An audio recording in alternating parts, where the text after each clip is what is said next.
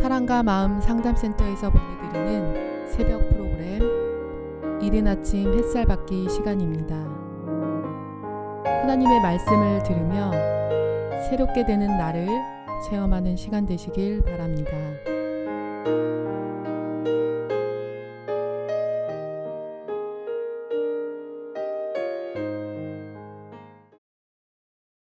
어제 다윗 언약 시작하는 부분까지 말씀을 드렸습니다. 다시 한번 이어서 볼까요? 그러므로 이제 내 종 다윗에게 이와 같이 말하라. 만군의 여호와께서 이와 같이 말씀하시기를 내가 너를 목장 곧 양을 따르는 데서 데려다가 내 백성 이스라엘의 주권자로 삼고 네가 가는 모든 곳에서 내가 너와 함께 있어 네 모든 원수를 네 앞에서 멸하였은즉 땅에서 위대한 자들의 이름같이 네 이름을 위대하게 만들어주리라.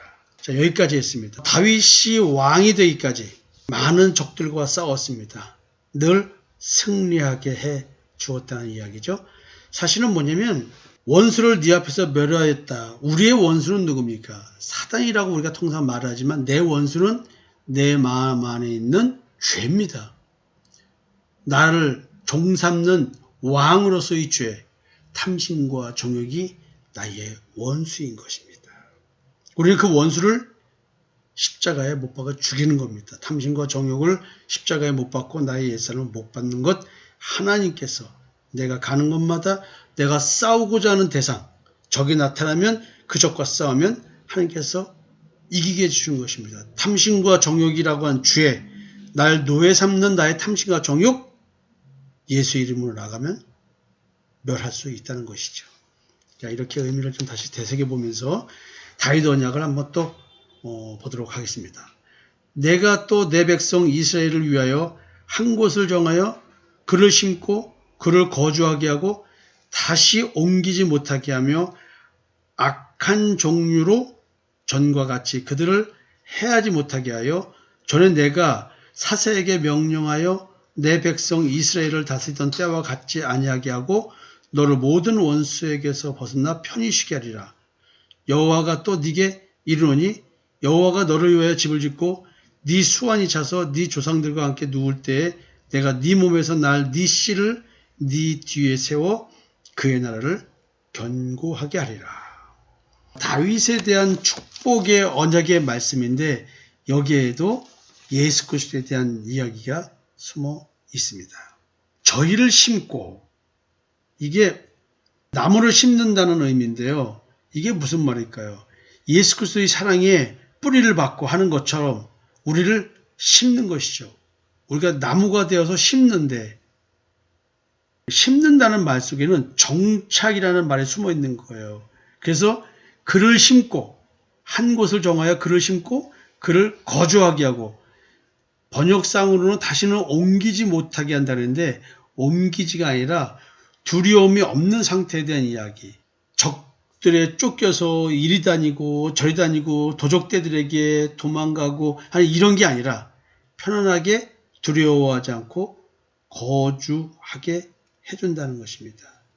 하나님께서는 사사들을 통해서는 뭔가 일시적이고 국지적인 평화가 있었다고 한다면 다윗 시대에는 보다 영속적이고 완전한 평화가 이루어질 것이라고 그 약속을 해주는 것입니다. 네가 왕으로서 너는 이런 통치자가 될 것이야. 내가 그렇게 해줄게. 이런 얘기죠. 사실 이것은 신약 시대에 예수 그리스도로 인하여 이루어질 진정한 평화에 대한 예표인 것입니다. 진정한 평화가 무엇일까요? 죄와 사망에서의 해방입니다. 죄의 집에서 해방되는 것, 마귀 사탄의 사망 권세에서 해방되는 것, 율법의 저주에서 해방되는 것, 이것이 진정한 출애굽이 이루어지는 것이 우리에게 이루어지는 진정한 평화인 것입니다. 그거를 주겠다는 것입니다. 하나님께서 다윗이 하나님을 위하여 집을 짓는 게 아니고요. 하나님께서 다윗을 위해서 집을 지어 준답니다. 여호와가 너를 위하여 집을 짓고, 여호와께서요 내 집을 지어 주신대요. 어디 있나요? 그 집이? 다윗을 위해서 지은 집이 어디 있나요? 다윗이 하나님을 위하여 집을 짓고자 했는데, 성전을 짓고자 했는데, 근데 도리어 하나님께서 다윗을 위하여 집을 지어주신다? 이 집이 뭘까요? 외형상으로는 집인데 무슨 상징적 의미를 갖고 있는 집일까요? 여러분 무슨 느낌이 오십니까 지금? 우리가 영원히 거할 집, 하나님의 집, 예수 그리스도의 집이죠. 내가 네 몸에서 날 네 씨를 네 뒤에 세워 그의 나라를 견고하게 하리라. 다윗의 나라, 이스라엘이 결국은 남유다와 북이스라엘로 결국 솔로몬 이후에 나눠집니다. 영원하지가 않습니다. 다윗의 나라가 영원히 지속된다는 것, 후손들을 통해서 이루어지는 것인데 다윗의 나라가 영원히 갔냐? 그렇지가 않습니다. 결국은 무슨 얘기냐면 하나님이 우리에게 주실 지어지는 집, 그건 믿음의 집입니다. 하나님께서 그의 나라를 견고하게 한다는 얘기는 예수 그리스도의 나라, 하나님의 아들의 나라, 사랑의 나라, 그 나라가 영원히 견고하게 쓴다는 의미를 지금 말해주고 있는 겁니다. 여기서 말하는 다윗의 후손들이 왕위를 굳건히 지킨다는 것이 아니라 결국 이 씨는 예수 그리스도를 말하는 것이거든요. 여러분, 이 다윗 언약 속에는 그리스도에 대한 얘기를 좀 하고 있는 겁니다. 여러분, 다윗 언약을 통해서 그리스도를 생각하면서 말씀을 들으셨으면 좋겠습니다. 자, 그는 내 이름을 위하여 집을 건축할 것이요 나는 그의 나라 왕위를 영원히 견고하게 하리라. 외형적인 집과 아울러 본질적인 집, 상징적인 집까지도 함께 의미한다고 볼 수 있는 이 집, 예루살렘 성전, 눈에 보이는 건물로서의 성전입니다. 하나님은 분명히 손으로 지은 성전에, 손으로 지은 건물에, 사람이 지은 건물에는 있지 않는다고 했습니다. 하나님은 사람의 손으로 짓지 않은 하나님의 직접 지으신 예비하신 처소로서의 그 성전, 우리의 마음, 그걸 말하죠. 지금 하나님께서 이 건물을 지어줄 것입니다. 이 집을 지어주실 것입니다. 하나님이 거할 집, 내가 함께 거할 집, 하나님과 내가 거할 집, 임마누엘이 이루어지는 집, 하나님께서 그 집을 건축해 주실 것입니다. 여기서 하나님은 하나님의 이름을 위해서 이런 집을 지으신다고 합니다. 여호와의 이름, 이것은 여호와의 존재를 말하며 영광을 의미합니다. 여호와께서 영원히 거하시는 집, 이 땅에 남편 나와 영원히 함께한다고 우리는 검은 머리 팥불이 되도록 살겠다고 혼인서약을 했습니다. 그와 마찬가지로 너희들이 인간은 그렇게 말하고도 헤어지지만 나는 그렇지 않아. 내가 너희 남편이야. 영원히 너와 함께 살 거야. 이런 얘기를 하고 있는 것이죠. 하나님께서 나와 함께 살 집, 여호와의 영광이 드러나는 그 집. 그래서 어두운 데 빛이 빛이라 말씀하셨던 하나님께서 예수 그리스도의 얼굴에 있는 하나님의 영광을 아는 빛을 우리 마음에 비추셨느니라. 이런 얘기를 하는 겁니다.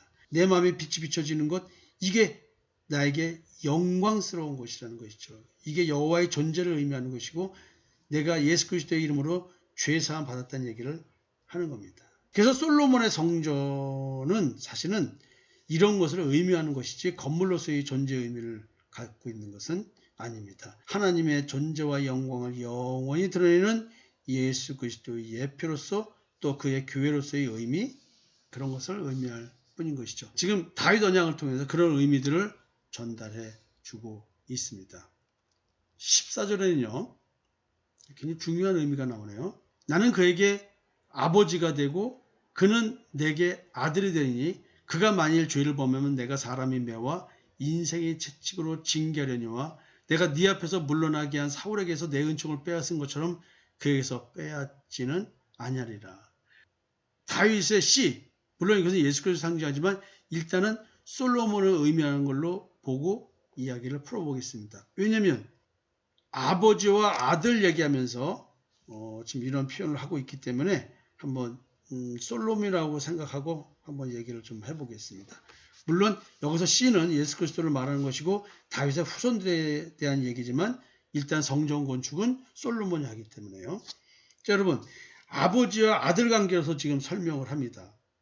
나는 그에게 아버지가 되고 솔로몬의 아버지가 되고 솔로몬은 내 아들이 될 것이다 라는 얘기를 하면서 아버지와 아들 관계에 대한 얘기를 합니다. 다윗 왕국의 기원은 어디서부터 나오냐? 하나님의 나라의 기원은 아버지와 아들 관계로부터 시작된다는 얘기죠. 예수 그리스도와 하나님, 우리와 하나님, 아버지와 아들 관계에서 왕국은 시작되는 것입니다. 다윗 왕국은 하나님에 의해 탄생한 나라입니다. 하나님의 나라, 하나님이 만들어주신 것이 우리의 노력으로 되는 것이 아닙니다. 여호와께서 이스라엘을 애굽에서 구출하여 새로운 나라를 만드셨습니다. 그게 나죠. 왕 같은 제사장이요, 거룩한 나라. 그게 누구예요? 우리잖아요. 그게 우리예요. 지금 하나님과 내가 아버지와 아들 관계, 새 언약이 이루어진, 우리는 그의 백성이 되고 여호와는 우리 하나님이 되는 이 새 언약이 이루어진 자들에 대한 이야기, 아버지와 아들의 관계라는 얘기죠. 제사장 나라, 거룩한 나라로 세워진 나, 우리, 교회 공동체. 그래서 우리가 장자가 된 거죠. 장자. 하나님의 축복이 이루어져 나가는, 믿음의 축복이 이어져 나가는 그런 장자. 우리가 장자 나라가 된 것입니다. 그래서 하나님께서는 이 다윗 왕국을 견고한 나라로 세우셨다는 얘기는 예수 그리스도의 나라, 하나님의 아들의 사랑의 나라, 견고하게 세워주신다는 얘기를 하는 것입니다. 또 아버지와 아들의 관계는 사랑으로 연합된 관계입니다. 왜냐? 잘못하면 사울처럼 버리지 않고 징계함으로써 버리지 않고 인도하신다고 하셨기 때문에 그렇습니다. 저는 사람이 매와 인생의 책지로 징계하려니와라는 이 편을 듣고 저도 이런 기도를 드렸습니다. 하나님 아버지, 우리 두 아들이 만약에 하나님 앞에 범죄한다고 한다면 버리지 마시고 사람의 매와 인생의 책칙으로 징계하시면서 인도하여 주시옵소서. 제가 이 본문을 가지고 그런 기도를 했습니다. 아버지와 아들 관계가 되어 주십시오 라는 기도를 했습니다. 막대기와 채찍으로 징계받는 하나님과 나와의 관계가 바로 아버지 아들 관계라는 것이죠. 저도 마찬가지입니다. 제가 잘못하면 하나님께서 야단치시고 징계하시지만 저를 버리지는 않는다는 얘기죠. 이 표현은 너무나 좋은, 너무나 축복이 되는 말씀 같습니다. 여러분, 우리 이런 축복을 받았으면 좋겠습니다. 사울은 불순종한 그 행위 하나 가지고 계속 불순종하는 자가 되어서 버림받은 자가 되었던 것입니다. 네 집과 네 나라가 내 앞에서 영원히 보존되고 네 왕위가 영원히 견고하리라 하셨다 하라. 나단이 이 모든 말씀들과 이 모든 계시대로 다윗에게 말하니라. 이 다윗 언약에 대한 이야기가 이렇게 종결되는 것입니다. 네 집과 네 나라가 영원히 견고하리라. 여러분, 다윗 왕국은 다윗과 솔로몬 사후에 남유다 북이스라엘로 분열됐다 그랬죠? BC 586년에 예루살렘이 함락됩니다. 남북 왕국이 모두 멸망하게 됩니다. 영원하지 않다는 것이지요. 결국 영원한 나라는 뭐냐면 메시아 왕국, 예수 그리스도의 나라에 대한 이야기를 하고 계셨던 것입니다. 여러분, 우리 영원히 견고한 왕이, 은혜가 왕노릇하는 나라고 한다면 은혜가 왕노릇하는 이것은 영생의 길로 우리를 인도하게 될 것입니다. 오늘 여러분, 고난 때문에 괴롭습니까? 우리가 만약에 사람의 매와 인생의 채찍으로 징계하시는 하나님의 축복이라고 생각한다면, 내게 다윗 언약이 이루어지는 축복이라고 한다면 오늘 징계 매우 달갑지 않을까요? 주님과 함께하는 교회 성도 여러분, 사랑과 마음 상담센터에서 신앙생활하고 있는 여러분들, 오늘 이 말씀 붙잡고 기도했으면 좋겠습니다. 징계를 받자.